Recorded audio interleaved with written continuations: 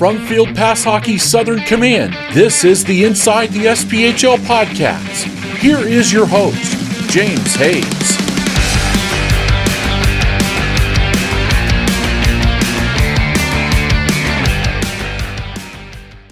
Welcome to this week's episode of Inside the SPHL. It has been a while. I lied to all of you. Last time I talked, I said I was going to take a couple weeks off.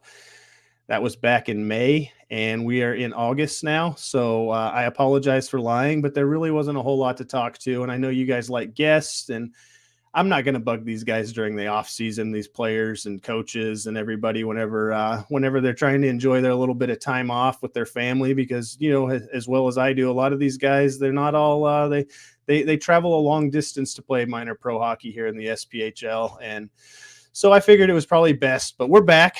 We are better than ever. I don't know why people say that. I'm not going to lie to you. We're actually not better than ever. I assume I'm going to be about the same. I might be a little rusty. We'll see how this goes. But I do have a guest for you guys this week.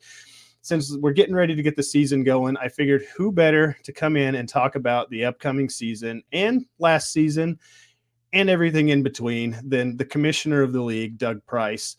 So I brought him on. I'm very thankful for him to come on. And without further ado, let me bring him on. He's coming into his fourth year as the commissioner, and I welcome him to the show with open arms. Doug, how are you, sir? James, great to see you again. Appreciate you having me on. Hey, no, thank you. Thank you. I know you, with your position, you have a lot better things to do than to sit around and talk to me, I'm sure. So I appreciate you spending a little bit of time talking to me, and we can kind of hopefully let the fans know what's going on in this world, in this SPHL world moving forward. Yeah, you and I were talking, like, I can't believe it's almost the end of August already. I'm trying to figure out what happened to June and July. So. Right. Yeah. I mean, whenever I was looking back to see also when I did my last podcast, I thought it hadn't been that long ago either. And I was like, oh crap, that was May. That was like right after Peoria won the championship. So it's time flies when you're having fun, I suppose. Absolutely. Yeah, for sure. But so I'm going to start this one off. I think last year I kind of didn't let the listeners really know who the commissioner of the league is. So I want to start this one off before we jump into league politics. And I don't know if it's politics, but league stuff and everything. I want to talk a little bit about you. I mean, what is your background in the game? How did you get to this point? Kind of walk me. I mean, hockey has always been a part of your life, or where were you at before this? Yeah, it's really strange. This is either I'd have to go back and count now, either my 28th or 29th year in professional hockey, and I think 13 with the SPHL. But I've just been really blessed with the career I've had. I grew up in Northwest Ohio. I loved hockey, never played, never skated, and went to Bowling Green State University, where I wanted to major in sport management. I wanted to get into sports somehow. And at the time they had a great hockey team. So I started volunteering with their sports information department, working hockey. So my first real hockey job was running Cokes in the press box and running assists to the broadcasters. And from there, it just kind of continued on to official score. So I got to actually work all the games as the score. Back then it was all by hand on paper. And then just through my acquaintances and people I knew, got to work a lot of tournaments up in Detroit for the league. Back then it was the CCHA, which they're back in again now. So the new version.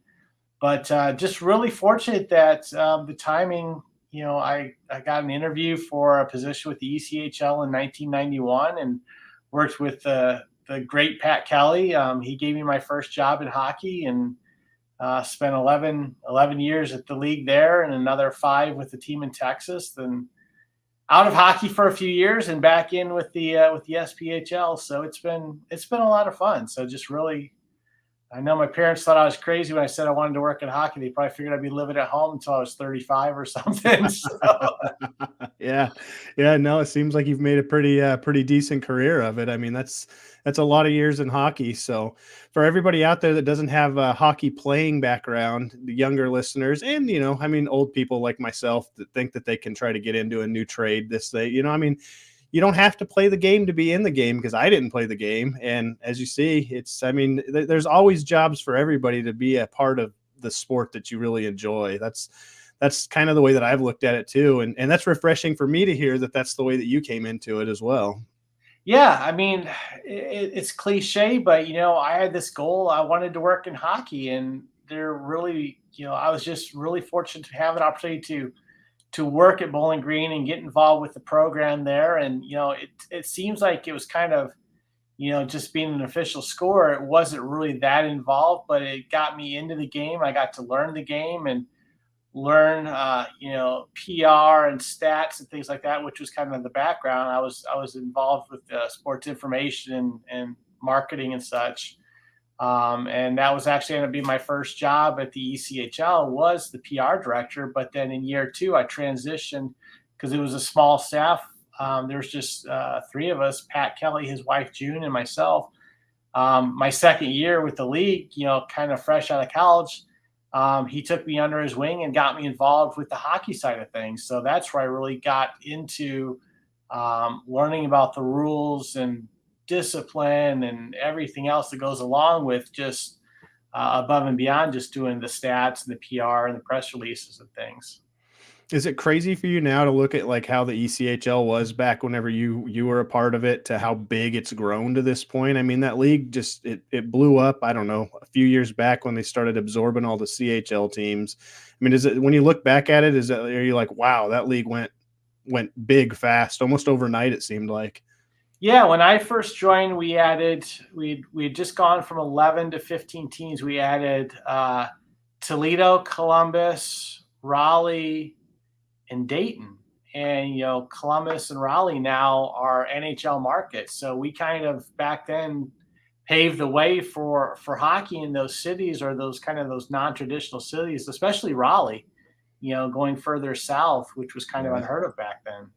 Yeah, absolutely. That's cool. And I mean, and here you are now, you're growing the SPHL. I mean, it's a tougher market, I believe, than some of the markets that these teams are in, but it seems like the league's doing just fine in each and every one of them from what I see. I mean, there's diehard fans everywhere, it seems like. So maybe you can get this league up to a 30-team league eventually, and then you can retire. That's when you'll be allowed. So. Yeah, that might be a little much. We're always looking. You and I talked a little bit off air, about expansion. We're always looking to expand, within our footprint, but we want to make sure it's good for the teams that we have in place. We want to make sure it's good for any potential partners. So, there's been opportunities in the past where we probably could have gone places that wouldn't have probably really worked, that were just outside our footprint. So, but yeah, I don't see myself retiring anytime soon. So, so see, I'm going to keep the dream alive. But yeah, 30 teams in this footprint where, everybody kind of, what is it about? I think about a 9-hour bus ride is probably the longest one that a team would have to go. And that's a long ways to ride on a bus. So it is a long ways to ride on a bus. Yeah. A long way. So yeah, but no, it's going well. So, all right, well, let's kind of jump into to a little more hockey talk. Well, I guess that was hockey talk, but let's talk into league talk. So last year was the first year back with a full slate of teams. I'm sure from a league standpoint that was refreshing to see, Peoria, Quad City, Roanoke, Fayetteville, and Evansville, and and Vermilion County showing up. All the teams that didn't get to play the year before, that I'm sure I left one out somewhere, but Roanoke, yeah. So it was, I mean, was the season, was it smooth moving in? I know a lot of these teams kind of had money to make up, and I know that you're not a part of, involved in every day-to-day operations, but as the commissioner, I figure you kind of have eyes and ears or I don't know, for a lack of a better word, in there. And no, I mean, was it a smooth sailing straight into the season for these guys, or was it for the league as a whole, bringing back all these teams that I guess didn't make money last year, or was it tough? Well, I think it was, the tough part was the year and a half that we had to deal with the COVID. And having 5 teams sit out wasn't optimal, but we really didn't have any choice. The teams that did play, did very well considering the circumstances of reduced capacity and all the protocols we had to do. But I think, once we were able to get everybody back on board, the fan base was super excited to get back at it. Still dealing with, a few things last year, but we were really fortunate in terms of, dealing with COVID. We had one postponement. We didn't lose any games compared to, the numbers that the ECHL and the American League and even the NHL saw in terms of having to move things around. So we were really fortunate, and just to have the season we did, getting fans back out, getting 10 teams plus adding Vermilion County. It was I'd say it was a pretty successful season coming off a pandemic. So yeah. So a lot of people, I don't know that everybody completely understood, because the schedule was a little bit off. This year's schedule looks a little bit better, or not better. It looks a little bit more similar to what everybody's used to. But the schedule last year had a lot of teams in the north facing each other, a lot more than we'd normally see. There was some teams that didn't get to play each other. I think I feel like it was Birmingham didn't play Peoria, and there might have been another couple teams, and a lot of people didn't they didn't realize that probably most likely, my brain tells me, that was a financial thing for all these teams. And so I guess two-part question: am I right on that? And the second part of it is, does that make that big of a difference whenever you're cutting out all that traveling? I mean, is that a big difference when it comes to the financials for these teams? Yeah, absolutely. It's by design, in working with my board of governors, my owners, the financial considerations that we have in place and the focus on scheduling and keeping the travel, somewhat regional. That's the addition of Vermilion County really helped with that. But there's a huge difference when Peoria can go to Quad City and Evansville and Vermilion County, X number of times versus Pensacola. The trip costs, could be quadruple, what it is, or more even, than just doing a day trip there. So I know fans want to see everybody. I wish we could get everybody there. So, and it is a focus every year, because I keep track of the schedule pretty close, of knowing who's played where the year before, who missed out. So every year it's trying to get those teams that maybe missed the year before, get them at least to, one of the two locations. They may not play each other both home and on the road, but at least get one of them there. So, but keeping the cost down is how we maintain stability. It's how we have 11 teams, and how we've been successful over the years. Yeah, absolutely. And that's how everybody keeps getting to enjoy SPHL hockey in their respective markets, I imagine. So yeah. So the season overall last year, as a league commissioner, was it a huge success in your mind? I mean the playoffs was, in my mind, I mean, you had one team that nobody thought was ever even going to had a chance. And they had the hardest path there. And then you had the team that probably, there was two teams that everybody kind of assumed would be there. Well, maybe three. And that was who the other team was that they were playing. I mean, from my perspective, that was a huge success. How does that from a league perspective? Oh, it's great. I mean, when you've got the parity that we have, the separation, I think last year in the standings from top to bottom was maybe a little greater than in past years. But like I said, coming off a season where we had to cancel early, the season after that, we only had 5 teams, and getting everybody back for last year, and then heading into a playoff situation where, you did have, Knoxville, Huntsville, and Peoria at the top 3, but then to have, Roanoke, who is your 8th seed, go through 1 and 2 and, get to the finals a year after not even playing. I mean, that's a huge credit for the staff and the players over there in Roanoke. But I think, having that surprise team and, make it further, I think everybody, any sports fan loves an underdog. So I think it was really exciting to have that. I mean, they had fantastic crowds in Roanoke. So kudos to them for the run that they had. And just shows you just, you just have to get in. Anything can happen when you get into a 3-game series. So getting into the playoffs is the first step, and then see what happens. Yeah. Yeah, well said. So staying on the topic of playoffs, is the format, is the plan for this season to stay the same as it was this past year? Who's staying? So, yeah. Yep. Top 8, best of 3, until they get to the finals, then they can go best of 5 if they want. So I know fans hate the best of 3, but, with the availability that we have, because you've got so many events coming into the buildings, we have a hard time even scheduling sometimes regular season games. There's gaps in the schedule because of events, and then we get toward that, that summertime and the concerts start coming out.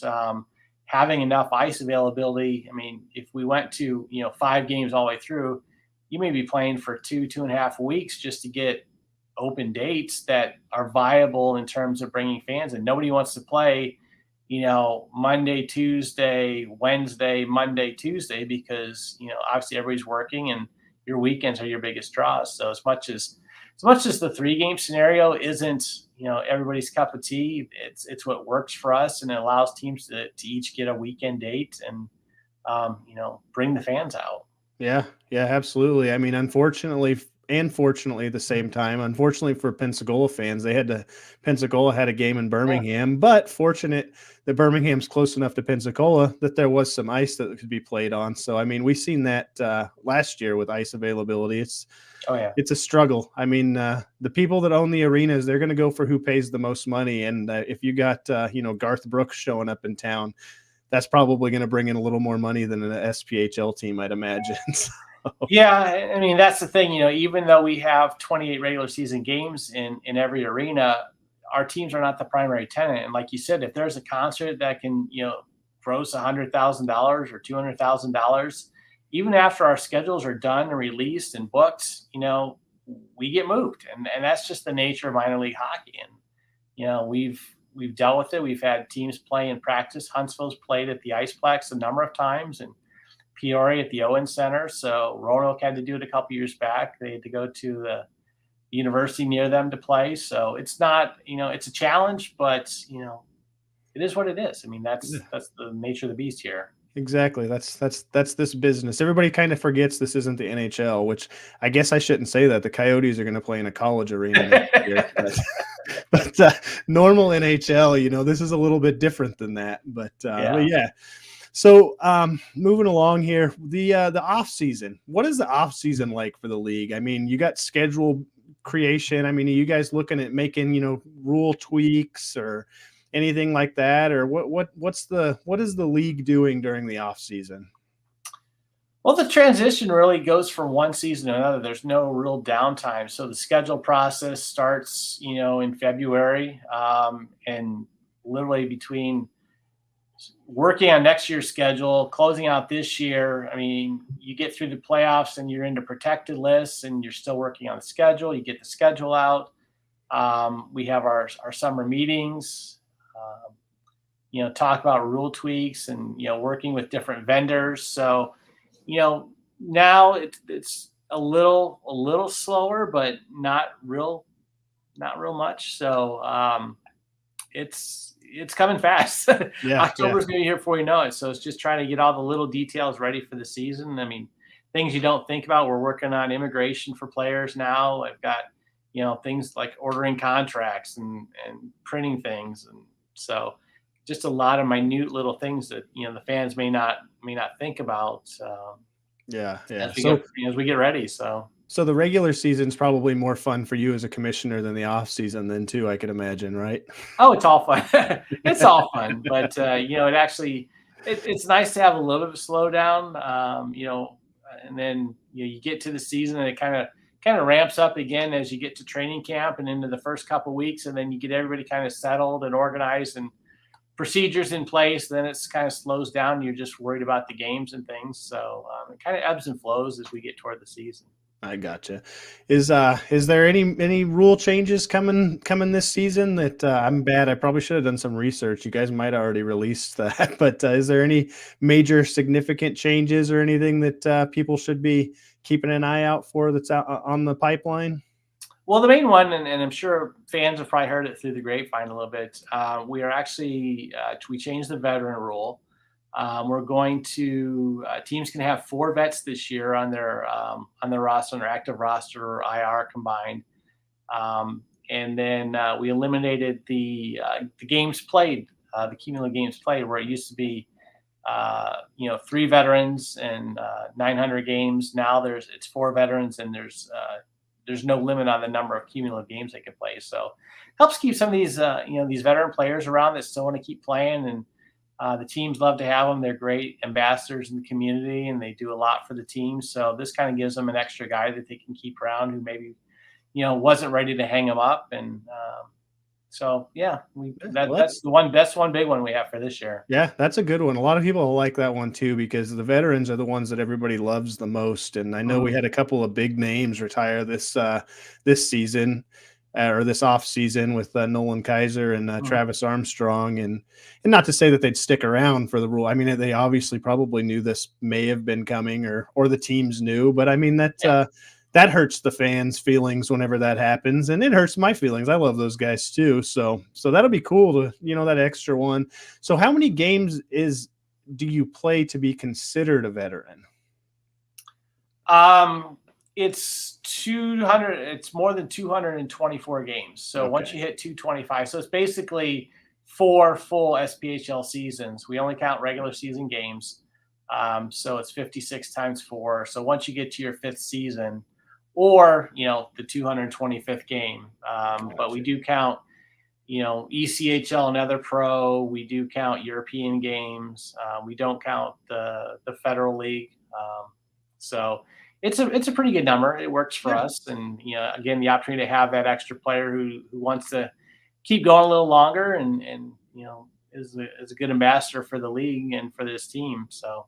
Yeah, absolutely. I think that's great. That's a good one. See, nobody can complain about rule changes this year. That was a good rule change. We did what the fans will like this time. Yeah, that's right. That's right. The fans and the players, everybody should be happy about that one. So you're just not telling me about the one that everybody will hate, but that's all right. I don't want that to be out here either. I want good news only, no bad news. So let's before I jump into this upcoming season, let's so we touched a little bit on Vermilion County. And it was their first year last year. So what did from I guess a league standpoint? I mean, I know they brought more fans as a team. They're bringing more revenue into the league, but as a commissioner, and we'll ignore their record. I try not to talk about their record, and I don't talk about Macon's last year either. So, yeah. But how do you feel about Vermilion County last year? I mean, overall, do you feel like that was a success for a first year team? Yeah, I mean, away from the ice, obviously it was a tough season on the ice, but to bring in the Bobcats in Danville, that really helped out, and that was the primary focus and the reason why we brought them in. They had reached out to us. Ellen Tully had reached out to us about joining the league. And we looked at it, and it fit well within our footprint, but it gave Peoria and Quad City and Evansville another team up there that they could, and like we talked about before, help with the travel, not only for them, but it's also another team that keeps some of the further teams of having to make those trips to get enough games. So that really fit in well with our footprint, and looking for good things from them going forward. Yeah, absolutely. And when I looked back at their attendance, I mean, a lot of people say it was one of the smaller. I think it is the smallest. It used to be Birmingham was the smallest, and theirs were, but they filled the seats. So I mean, when you're filling the seats, a lot of people tend to forget those kind of things too. I feel like, I mean, there's not a lot of empty seats there. Whereas you look, and I'm not dogging on the Macon Mayhem or the fans by any means when people hear this, but Macon had a lot of empty seats. I would much rather see a smaller arena like Vermilion County with a lot of people in the seats than some of those games that you'd see with the Mayhem last year, which granted, I know it's really tough to spend your hard-earned cash on a team when they're struggling too. And so that's why I'm going to give the Mayhem an out, but the Mayhem fans, but I don't see anything wrong with it. I think small arenas that's what helps keep this cost effective. I mean, we're not gonna go to Madison Square Garden with the SPHL, right? Or is that in the plans? Is that where the playoffs are next year? No, but you're right. You're right. I mean, that's who the SPHL is. It's smaller markets, and we want it to be affordable for families to come out. And Danville fit in with the market in terms of the geography, and they had some great promotions. They had some really good nights, and when I was up there, the fans were rocking. In a smaller building, you get, even if you get 3/4 of the building filled, it's really loud, and then it's an intimidating place to potentially play. So, we're looking forward. Like I said, we're looking forward to good things from them moving forward. They hired their coach today, so excited about that. So, yeah, absolutely. You're giving away my news for late now. No, I didn't say who. So yeah, by the time this drops, everybody should already know. So, but no, so I guess we kind of already talked about this coming season. Is there anything different this in plan? I mean, besides we talked about the rule change, is there anything else coming on this year that everybody should know about that we should look forward to with the league, or is it just business as usual, back to usual, I guess, after having, last year? We'll give that one. I still kind of call that a COVID year. So I think this year is going to be the first real one. Yeah, absolutely. It was last year because we were still dealing with protocol. We were still learning a lot about COVID. This year is going to be probably the first quote unquote normal season we've had since we had to shut it down a couple years back. So, COVID's kind of, everybody knows what it is and knows how to deal with it. So, the protocols are not in place like they were before, and teams understand what they need to do. So there's not the huge focus like we've had to have in the past. So again, this is probably gonna be the back to normal as much as possible. So we're excited about that. We've got, all 11 teams coming back. So when you can do that, that's a successful season moving forward. Absolutely. Well, I don't want to waste any more of your time. I mean, I really appreciate it. You answered a lot of questions. I hope everybody got some questions they were wondering in the back of their mind answered by this. And if not, you guys can yell at me. Don't yell at the commissioner. He didn't do it wrong. I'm the one that didn't ask the questions. But no, like I said, I thank you so much for coming on. I really appreciate it, and we'll definitely have to do this again sometime later on down the road. Yeah, I'd be glad to come on during the season if you want. So I really appreciate it. Yeah, definitely. I talked about doing that last year and I never did. So maybe this year I actually will. But, you got my number, so it's all good. Absolutely. All right. Well, thank you. And I wish you the best of luck this season. And hopefully we have another awesome year of hockey on board. Absolutely. Thanks. Well, all right. There you go. There was Doug Price, commissioner of the SPHL. I hope you guys enjoyed that. I think it was good. It's always fun to bring him on and chat, getting things from a different perspective. I know this podcast is generally focused around player perspective, and sometimes you got to get it from a different angle, because you can get some of those answers that you're looking for from the commissioner, from somebody sitting in the league spot, that you're not going to get from a player or a coach. I mean, the players and the coaches aren't fooling anybody. They know all the rules, but maybe sometimes they're going to act like they don't. But you're always going to get a different perspective, I guess is what I'm saying. And I think I said it like 16 times already. So yes, I'm still a bumbling fool. Things have not changed since the last time you guys have seen me. It's just a little bit of a shorter beard, because the Avalanche won the Stanley Cup, and so I've shaved my 5-year-long playoff beard finally. And I don't know if any of you remember, but I'm from the state of Colorado, big Avalanche fan. So since the last time we talked, I've been having a really good time, because now for the third time in my lifetime, I got to see my team win the Stanley Cup, and I'm pretty happy about that. Maybe someday the Leafs fans will be able to say that too. That's just mean. Don't say that kind of stuff. But anyways, let's move on. There's a few things that we're going to talk about. There's not a whole lot of stuff locked in play right now. There's been some new player signings and whatnot, but we're going to talk coaches. So as Doug had mentioned a little bit earlier, Vermilion County, they were in the search for a coach. If you remember, late in the season, they had the emergency backup goaltender who took down the Toronto Maple Leafs whenever he jumped in for the Carolina Hurricanes, and David Ayers coaching their last couple of games of the season. And then after that, we just kind of didn't know what was going to happen. Was he going to come back? How was this going to play out? Well, the answer is no, he's not going to come back. I don't have all the details, but I'm sure he was just doing as a favor to the franchise because he's a good guy like that, right? I mean, he'll stop driving the Zamboni to play goal, so why wouldn't he stop what he's doing to coach for a few games in the SPHL? But anyways, so TJ Sarcona is the name, the man, the myth, the legend, the new head coach of the Vermilion County Bobcats. He has been the head coach of the Westchester Express U16 AAA team, as well as the assistant coach for the U15 and U18 teams before that. And then before coaching, he played for the Rapid City Rush in the ECHL. And Pensacola fans, you may recognize the name because he played down there with you guys. So that's exciting. That's very exciting. Vermilion County they have their person, their man. They are ready to go. They got a couple of guys signed also. The last Sunday it was announced. Where is my notes? Don't have notes. So guess what? We're going to the phone. Sorry about that. I apologize. That is very unprofessional, but you guys know I'm not professional. But let me see who those two players were real quick. I know one was Justin Portillo, I believe. I say I know, and then I say I believe. Yeah, Justin Portillo. And I'm not even going to guess on Matt.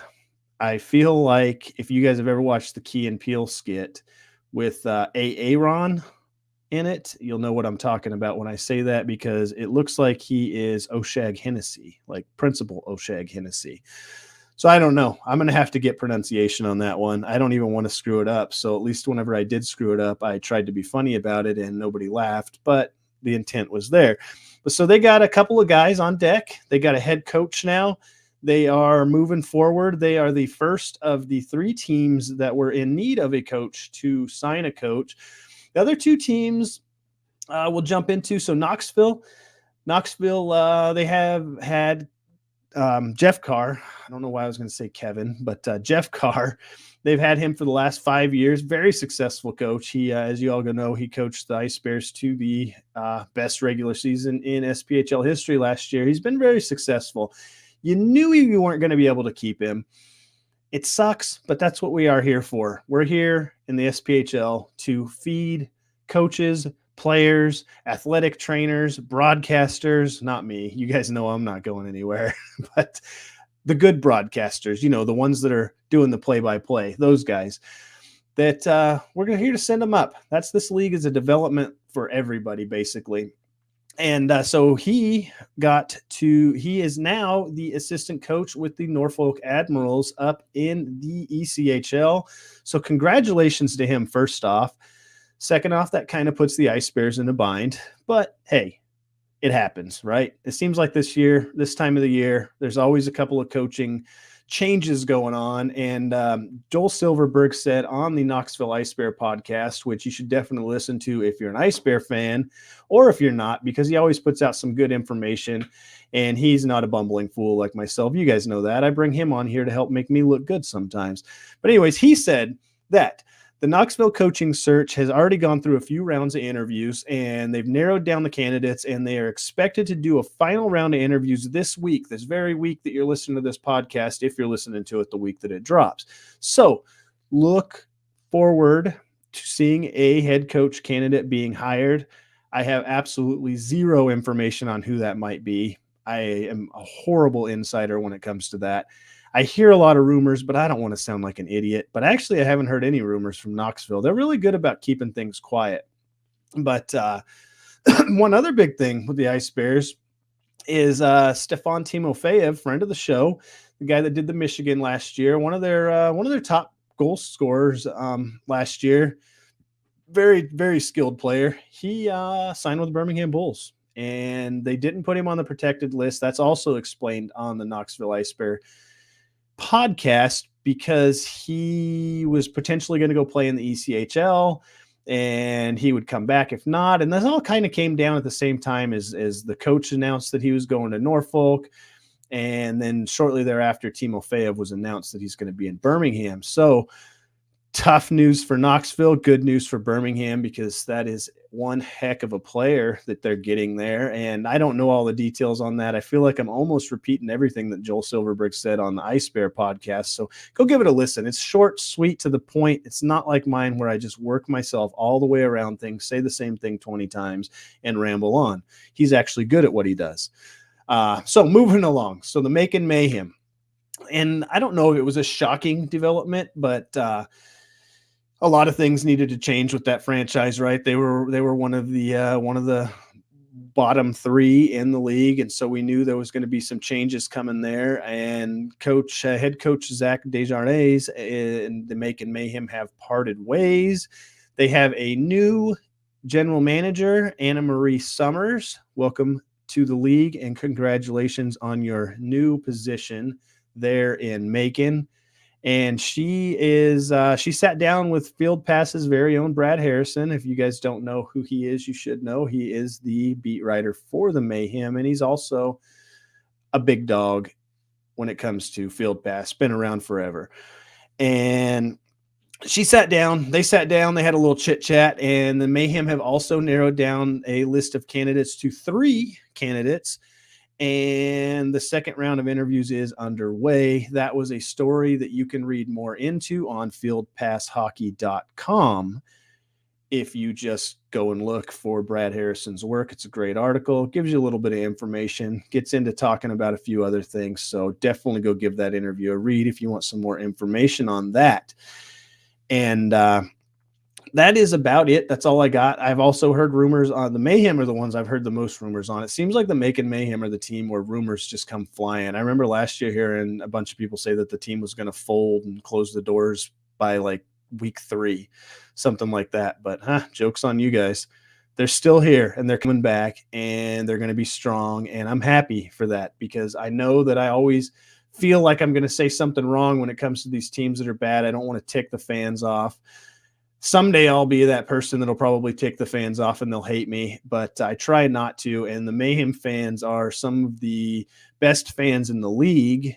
I really enjoy interacting with them. And so I am happy that they have a team still, despite all the crazy rumors last year that I don't know why anybody heard them. But I'm not spreading any rumors at all about anything.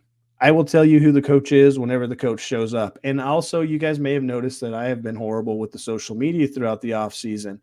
Well, it's tough when there's really not a lot of big news to be announced. I probably could have shared some of this other information that came out, with Knoxville's coach, but I feel like you guys probably already knew that, because from what I understand, you guys are all on Twitter. You guys are all on Facebook in the groups, and I see stuff getting shared left and right. So do I really need to share it? I can, though. If you want me to, tell me to. I'll share everything. I will blow your feed up on Twitter with every single piece of SPHL news that comes across my desk. You might like it, or you might be like, I already seen this like 5 minutes ago. You're slow. Or I might end up doing it the next day because I wasn't paying attention to when it was announced. See, I'm not doing a good job of selling myself here. Never mind. So anyways, a couple of other big things that have happened so far in this offseason is longtime Huntsville Havoc player, one of the fan favorites, the living legend Nolan Kaiser, has retired from the game of hockey, but he has not left the Huntsville Havoc. He now has a front office job. So you're still going to be able to see him around there in Huntsville, and it's just not going to be on the ice. You're not going to get to see that wicked slap shot from the blue line anymore, unfortunately. I'm sorry, guys. But everybody has to retire eventually. That's the way that it goes. Another big retirement, Travis Armstrong, the captain, the big man, about 700 feet tall, with the reach that could probably just reach halfway across the ice, it seems like to me. But the Roanoke Rail Yard Dogs captain, has also announced his retirement. And so I don't know what his plans are. I haven't seen that he is going to move into a front office position or anything, or anything like that. But if y'all remember when we had him, when I had him on last season, he talked about just like most hockey players, they'd like to stay in the game in one way or another. So maybe we'll see him around. It's the hockey community is a large community, but it's a small community. You run into people that you're like, oh, I remember you. I seen you. And so we'll probably see both of these guys. Well, we definitely will see Nolan Kaiser, but we'll probably see Army hanging around the rink somewhere, crossing paths at some point in the near future. Heck, he might even be at some rail yard dog games next year. So that's the retirement news. There's been some player signings. I don't really know. I mean, I touched on Timofeyev because I feel like that was kind of a shocker on both sides. I feel like nobody really thought Birmingham would sign a player like that. Everybody thought he was going to stay in Knoxville, but the other signings are pretty much what you'd expect. It's a lot of guys that were already on the protected list and whatnot, but so I'm not going to beat you up on that. I think the teams do a really good job of sharing that stuff on their socials. But if you guys want me to, I can start sharing that on my socials just in case you miss it. I mean, I do follow all the teams and I do see it all come through. And maybe you don't follow all the teams and you're like, hey, I didn't know that. How come Mr. Inside the SPHL didn't tell me? So, I mean, I can do it. If you need it, I can do that for you.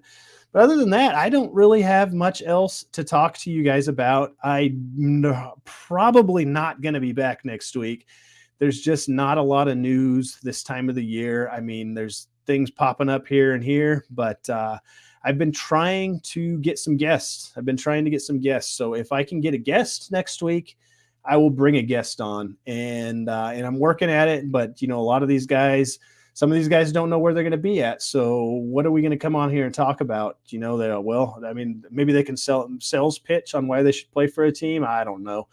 But like I said, once again, I'm looking for guests. No promises I'll be back next week, but I am going to do a better job of this. If you don't see me next week, you will definitely see me in September, and then we will soon get back to our weekly podcast edition as soon as the season gets rocking and rolling.